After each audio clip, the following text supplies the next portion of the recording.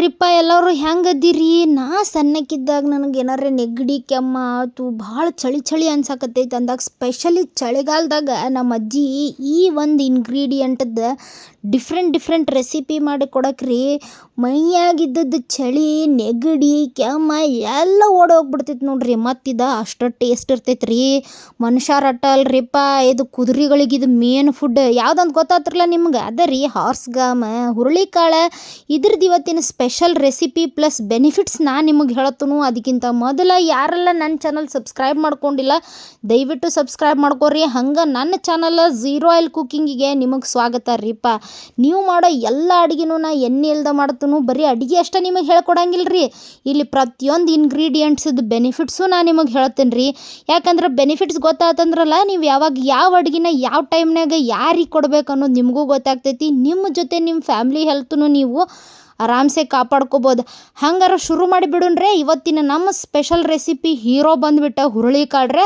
ಅದಕ್ಕೆ ಏನು ಮಾಡೋಣ, ಹುರುಳಿಕಾಳನ್ನ ಚಂದಂಗಿ ತೊಳೆದ ಒರಿಸಿ ಏನು ಮಾಡೇನ ಇಲ್ಲೇ ಒಂದು 1/4 ಕಪ್ಪಷ್ಟು ಹುರುಳಿಕಾಳು ತೊಗೊಂಡೇನಿ. ಇದನ್ನು ಚಟಪಟ ಹಂಗೆ ಮೂಗಿಗೆ ವಾಸನೆ ಬರುವಂಗೆ ಹುರ್ಕೋಬೇಕ್ರಿ. ಮತ್ತು ಹಂಗಂತೇಳಿ ಸುಟ್ಟಿಗಿಟ್ಟಿರಿ ಚಂದಂಗಿ ಘಮ ಬರ್ಬೇಕು. ನಿಮಗೆ ಗೊತ್ತಾಗ್ತೈತಿ ಆ ಹುರುಳಿಕಾಳು ಇದಾಗೈತೋ ಇಲ್ಲ ಅಂತ. ಇದ್ರೊಳಗಿನ ಸ್ವಲ್ಪ ನೀರಿನ ಅಂಶ ಹೋಗ್ಬೇಕು. ಯಾಕಂದ್ರೆ ನೀವು ಇದನ್ನು ಭಾಳ ದಿನ ಇಟ್ಟು ತಿನ್ಬೋದು, ಆದ್ರೆ ಫ್ರಿಜ್ಜಿನಾಗ ಇಡಬೇಕಾಗ್ತೈತಿ. ಹೊರಗಿಟ್ರೆ ಬರೀ 2 ದಿನ ಅಷ್ಟೇ ಇದು ನಡಿತೈತ್ರಿ. ಹಿಂಗೆ ಇದು ಚಂದಂಗಿ ಹುರಿಯೋಕೆ ಸ್ಟಾರ್ಟ್ ಮಾಡಿದ ಕೂಡಲೇ ಮನೆ ಒಳಗೊಂದು ಸಣ್ಣಂಗೆ ಘಮ ಬರ್ತೈತಿ. ಅದಷ್ಟೇ ಅಲ್ದೆ ಭಾಳ ಭಾರವಾಗಿರುವಂಥ ತಲೆನೂ ಲೈಟ್ ಫೀಲ್ ಆಗಕ್ಕೆ ಸ್ಟಾರ್ಟ್ ಆಗ್ತೈತಿ. ಬರೀ ವಾಸನೆ ತೊಗೊಳೋದ್ರಿಂದನೇ ಇಷ್ಟು ಬೆನಿಫಿಟ್ಸ್ ಇರುವಂಥ ಈ ಹುರುಳಿಕಾಳು ಇನ್ನು ತಿಂದ್ರೆ ಎಷ್ಟು ಬೆನಿಫಿಟ್ಸ್ ಇರ್ತೈತೆ ಅಂತ ವಿಚಾರ ಮಾಡ್ರಿ ನೀವು. ಈಗ ನೀವು ವಿಡಿಯೋದಾಗ ನೋಡ್ಬೋದು ಸಣ್ಣಂಗೆ ಕಪ್ಪಾಗತ್ತವು. ಹಿಂಗೆ ಚಟಪಟ ಅನ್ಬೇಕು. ವಿಡಿಯೋದಾಗ ಅನ್ಸತೈತಲ್ಲ ಹಿಂಗೆ ಚಟಪಟ ಅಂದಮೇಲೆ ನೀವೇನು ಮಾಡ್ಬೇಕಿತ್ರನ ಒಂದು ಪಾತ್ರೆದಾಗ ತೆಗೆದಿಟ್ಕೋಬೇಕಾಗ್ತೈತ್ರಿ. ಸೊ ಇದನ್ನು ಚಂದಂಗೆ ತಣ್ಣಗೆ ಮಾಡ್ಕೋಬೇಕು. ಭಾರಿ ಅಂದ್ರೆ ಭಾರಿ ಟೇಸ್ಟ್ ಆಕ್ಕವು. ಇದ್ರದ್ದು ಭಾಳ ರೆಸಿಪಿಗಳನ್ನೂ ಮಾಡ್ಬೋದು. ಸೊ ಇದಕ್ಕೇನು ಮಾಡತ್ತೇನೆ, ಮತ್ತು ಅದೇ ಪಾತ್ರೆ ಒಳಗೆ 1-2 ಚಮಚ ಉದ್ದಿನಬೇಳೆ, 1-2 ಚಮಚ ಕಡ್ಲಿಬೇಳೆ, 1 ಚಮಚ ಜೀರಿಗೆ, 1 ಚಮಚ ಧನಿಯಾ ಕಾಳನ್ನು ಹಾಕ್ಕೊಂಡು ಅವ್ತರ್ನು ಘಮ್ ಅನ್ನೋಂಗೆ ಹುರ್ಕೊಳತ್ತೇನೆ ರೀ. ಇವು ಪ್ರತಿಯೊಂದು ಇಂಗ್ರೀಡಿಯೆಂಟ್ಸೂ ನಿಮಗೆ ನಿಮ್ಮ ಡಯಾಬಿಟಿಕ್ ಮೇಲೆ, ಥೈರಾಯ್ಡ್ ಮೇಲೆ ಅಷ್ಟೇ ಅಲ್ದನ ನಿಮ್ಮ ಡೈಜೆಷನಿಗೆ ಭಾಳ ಹೆಲ್ಪ್ ಆಗ್ತಾವ್ರಿ. ಮತ್ತು ಅಸ್ತಮಾ ಇದ್ದವ್ರಿಗಂತೂ ಹೇಳಿ ಮಾಡಿಸಿದಂಥ ಪದಾರ್ಥಗಳು ಇವೆಲ್ಲನೂ ನಾನು ನೋಡಿ ಇಂಗ್ರೀಡಿಯೆಂಟ್ಸ್ನ ಯೂಸ್ ಮಾಡಿ ಟೇಸ್ಟಿ ಆದಂಥ ರೆಸಿಪಿನ ನಾನು ನಿಮ್ಮ ಮುಂದೆ ಹೇಳತ್ತೇನೆ. ಮತ್ತು ಅದೇ ಪಾತ್ರೆಗೆ ಏನು ಮಾಡತ್ತೇನೆ, ಸ್ವಲ್ಪ ಬ್ಯಾಡಗಿ ಮೆಣಸಿನಕಾಯಿ ಮತ್ತು ಕರಿಬೇವು ಹಾಕ್ಕೊಳತ್ತೇನೆ. ಸೊ ಬ್ಯಾಡಗಿ ಮೆಣಸಿನ್ಕಾಯಿ ಯಾಕೆ ಯೂಸ್ ಮಾಡತ್ತೇನೆ ಅಂದ್ರೆ ಕಲರು ಆಯ್ತು, ಖಾರನೂ ಇರೋಂಗಿಲ್ಲ, ಆಮೇಲೆ ಮಕ್ಕಳಿಗೆ ಆರಾಮ್ಸೆ ತಿನ್ನಿಸ್ಬೋದ್ರಿಪ್ಪ ಅದಕ್ಕೆ. ಸೊ ಹಿಂಗೆಲ್ಲನೂ ಸಪ್ರೇಟ್ ನೀಟಾಗಿ ಹುರ್ಕೊಂಡು ಅದ್ರನ್ನ ತಣ್ಣಗೆ ಮಾಡ್ಬೇಕು. ಇಲ್ಲಿ ನೆನಪಿಟ್ಕೋರಿ ಏನಂತಂದ್ರೆ ಮೆಣಸಿನಕಾಯಿನ ಹುರ್ಕೋಬೇಕು, ಅದ್ರಾಗ ಸುಡಬಾರ್ದು, ಜಸ್ಟ್ ಕುರುಕುರು ಅನ್ಬೇಕಷ್ಟೆ. ನೀವು ಏನರ ಆಲ್ರೆಡಿ ಮೆಣಸಿನ್ಕಾಯಿ ಬಿಸಿಲಿಗೆ ಹಾಕಿ ಕುರುಕುರು ಅನ್ನಕತ್ತಿದ್ದಪ್ಪ ಅಂದ್ರೆ ಅವ್ತರ್ನೇನು ನೀವು ಹುರ್ಕೊಳಕ್ಕೆ ಹೋಗಬೇಡ್ರಿ. ಆಮೇಲೆ ಅದೇ ಪಾತ್ರೆ ಒಳಗೆ ಏನು ಮಾಡತ್ತೆ, ನೀವು 1 ಈರುಳ್ಳಿ, 1 ಟೊಮ್ಯಾಟೊ, 10-15 ಬೆಳ್ಳುಳ್ಳಿ ಹೆಸಳನ್ನು ಹಾಕ್ಕೊಂಡು ಅವ್ತರ್ನು ಚಂದಂಗಿ ಬೇಯಿಸ್ಕೊಳತ್ತೇನೆ. ಫುಲ್ ಎಲ್ಲ ಹಸಿ ವಾಸನೆ ಹೋಗುವಂಗೆ. ಅದು ಬೇಯೋದ್ರಾಗ ನಾವು ಏನು ಮಾಡಿಬಿಡೋಣ್ರಿ, ಹುರುಳಿಕಾಳದ್ದು ಏನೇನು ಬೆನಿಫಿಟ್ ಐತಿ ತಿಳ್ಕೊಂಡು ಬಿಡೋಣ. ಮೇನ್ ಹುರುಳಿಕಾಳನ್ನು ಡಯಾಬಿಟಿಕ್ ರೋಗದ ವಿರುದ್ಧ ಯೂಸ್ ಮಾಡ್ತಾರ್ರಿಪ್ಪ. ಡಯಾಬಿಟಿಕ್ ಯಾರ್ಯಾರಿಗೈತೆ ಅಂದ್ರೆ ಶುಗರ್ ಯಾರಿಗೈತಲ್ಲ ಅದನ್ನು ಕಡಿಮೆ ಮಾಡೋಕೆ ಹುರುಳಿಕಾಳಿನ ವಿವಿಧ ಪದಾರ್ಥಗಳ ಮಾಡಿ ತಿನ್ನಿರಿ ಅಂತ ಹೇಳ್ತಾರ್ರಿಪ್ಪ. ಅಷ್ಟೇ ಅಲ್ದೆ ಇದು ನಮ್ಮ ದಕ್ಷಿಣ ಭಾರತದ ಮೇನ್ ಬೆಳೆನೂ ಹೌದ್ರಿ. ನೀವು ಮಂಡ್ಯ ಕಡೆ ಅದು ಎಲ್ಲ ಹೋದ್ರೆ ಡೈಲಿ ನಿಮಗೆ ಹುರುಳಿಕಾಳಿಂದ ಮಾಡಿದಂಥ ಉಪ್ಸಾರು ಸಿಗ್ತೈತಿ. ದೇಹಕ್ಕೆ ಭಾಳ ಒಳ್ಳೇದು. ಇದ್ರಾಗಿರುವಂಥ ಆ್ಯಂಟಿ ಆಕ್ಸಿಡೆಂಟ್ ಪ್ರಾಪರ್ಟಿ ದೇಹದೊಳಗಿನ ಒತ್ತಡನ ಆಕ್ಸಿಡೇಟಿವ್ ಸ್ಟ್ರೆಸ್ನ ಕಡಿಮೆ ಮಾಡೋದ್ರಿಂದ ಕ್ಯಾನ್ಸರ್ ಅಂತ ಮಾರಣಾಂತಿಕ ರೋಗಗಳಿಂದ ನಾವು ತಪ್ಪಿಸ್ಕೋಬೋದ್ರಿ.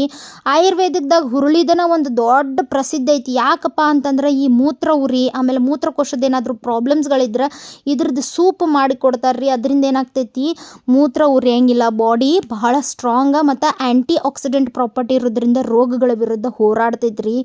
ಮತ್ತು ಅಷ್ಟೇ ಅಲ್ದನ ಮೂತ್ರಪಿಂಡದೊಳಗೆ ಏನಾದರೂ ಕಲ್ಲುಗಳಿದ್ರೆ ಅದನ್ನು ತೆಗಿತೈತಿ. ಮತ್ತು ಅಷ್ಟೇ ಅಲ್ದೆ ಇದ್ರೊಳಗೆ ಇರುವಂಥ ಡಿಫ್ರೆಂಟ್ ಪೆಪ್ಟಿಕ್ ಅಂತ ಒಂದು ಅಂಶದಿಂದ ಬಾಯಿ ಹುಣ್ಣುಗಳನ್ನು ಕೂಡ ಕಡಿಮೆ ಮಾಡ್ತೈತಿ. ಅಷ್ಟೇ ಅಲ್ಲದೆ ಇದು ಅಸ್ತಮಾ ರೋಗಗಳಿಗೆ ಹೇಳಿ ಮಾಡಿಸಿದಂಥದ್ರಿ. ಆಯುರ್ವೇದಿಕ್ದೊಳಗೆ ಭಾಳ ಆದಂಥ ಬೆನಿಫಿಷಿಯಲ್ ಇರುವಂಥ ಈ ಒಂದು ಇಂಗ್ರೀಡಿಯೆಂಟ್ಸ್ ಆಲ್ಮೋಸ್ಟ್ ಅಸ್ತಮಾ ಕಾಯಿಲೆ ಮತ್ತು ಉಸಿರಾಟದ ತೊಂದರೆ ಇರುವಂಥ ಕಾಯಿಲೆಗಳಿಗೆ ಜಾಸ್ತಿ ಬಳಸ್ತಾರ್ರಿಪ್ಪ. ಅಷ್ಟೇ ಅಲ್ದನ ಇದ್ರೊಳಗೆ ಪ್ರೋಟೀನ್ ಜಾಸ್ತಿ ಇರ್ತೈತಿ, ಕಾರ್ಬೋಹೈಡ್ರೇಟ್ಸ್ ಕಮ್ಮಿ ಇರೋದ್ರಿಂದ ಬ್ಯಾಡ್ ಕೊಲೆಸ್ಟ್ರಾಲ್ನು ಕಡಿಮೆ ಮಾಡಿ ಬ್ಲಡ್ ಪ್ರೆಷರ್ನು ಕಡಿಮೆ ಮಾಡ್ತೈತಿ. ಫಸ್ಟಿಗೆ ಹುರುಳಿ ಕಾಳನ್ನ ಒಂದು ಮಿಕ್ಸಿ ಜಾರಿಗೆ ಹಾಕ್ಕೊಂಡು ನುಣ್ಣಗೆ ಪುಡಿ ಮಾಡ್ಕೊಂಡೆ.